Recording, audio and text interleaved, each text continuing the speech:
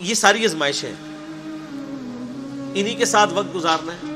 اور اس کے لیے میں آپ کو ایک نسخہ بتا دیتا ہوں. لاہور کا راستہ بھی بتا رہا ہوں تو آپ کو کرایہ بھی دے دیتا ہوں. وہ یہ ہے کہ جب آپ کو بیوی سے کوئی تکلیف پہنچے تو بڑا آسان سا حل ہے, صبر کر لیں. ایک چپ تے سو سکھ. جب آپ آخرت اورینٹڈ ہوں گے نا, صبر کرنا بھی آسان ہو جائے گا. یقین کریں جتنی گالیاں مجھے کھانی پڑتی ہیں علماء سے, تو میں تو کب سے چھوڑ چھاڑ کے سارا بیٹھ گیا ہوتا. میں نے یہ تیہ کر لیا کہ یار اگر پیغمبروں کو جادوگر کہا گیا ہے, ان کو دجال کہا گیا, نعوذ باللہ, حضرت عیسیٰ علیہ السلام کو, نبی علیہ السلام کو جادوگر, دیوانہ, شاعر کہا گیا ہے, تو سر ہماری کیا اوقات ہے؟ میرے خیال ہم اپنی کو اوقات سمجھ رہے ہوتے ہیں, اس لیے ہم صبر نہیں کر رہے ہوتے.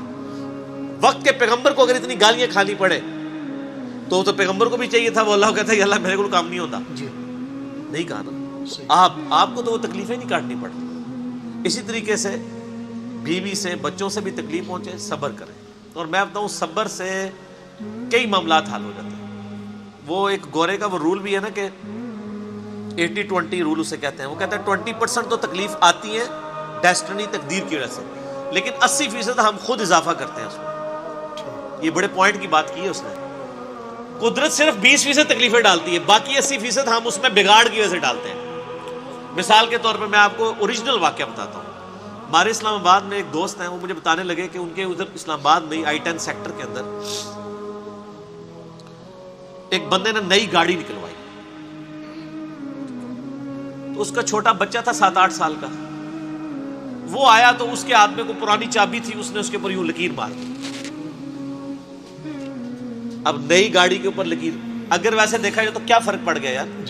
اگر اسی گاڑی میں ایکسیڈنٹ ہو اور اس کا بچہ مر جائے اور اس کو اس کے اگینسٹ آفر کی جائے کہ بچہ چاہیے نئی گاڑی, تو کیا کہے گا وہ بچہ؟ اسی بچے نے زندہ حالت میں اگر اس کے اوپر یوں مار دی, ایک لائن ہی پڑی ہے نا, وہ ٹھیک بھی ہو جائے گی, وہ پوری بھی تباہ ہو جائے, بچے کا ایکویلنٹ تو نہیں. اس کو اتنا غصہ آیا, اس نے اس بچے کو دھکا دیا, وہ بلندی سے نیچے گرا, اس کا شولڈر نیچے جا کے لگا, وہ اتنا ڈیمیج ہوا کہ اس میں پھر پیپ پڑ گئی, حتیٰ کہ اس کا یہ بازو کاٹنا پڑ گیا. تو یہ جو تکلیف تھی اس کا 20% تو اللہ کی طرف سے آیا تھا نا, 80% تو اس نے خود کیا.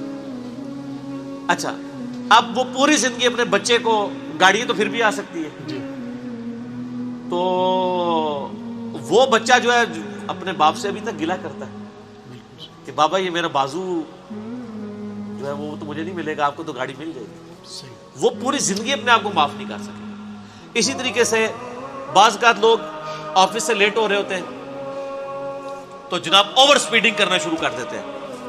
بندہ نیچے آ سکتا ہے, بندہ نیچے آ جائے, مر جائے, یا اتنا بڑا نقصان اٹھانا پڑ جائے, تو بعد میں آپ کہیں گے یار اس سے تو بہتر تھا میں اگر لیٹ ہوا تھا تو میں دفتر سے چھٹی کر لیتا. یہ عذاب جو میں نے ڈال لیا اپنے اوپر, یہ بہت بڑا ہے.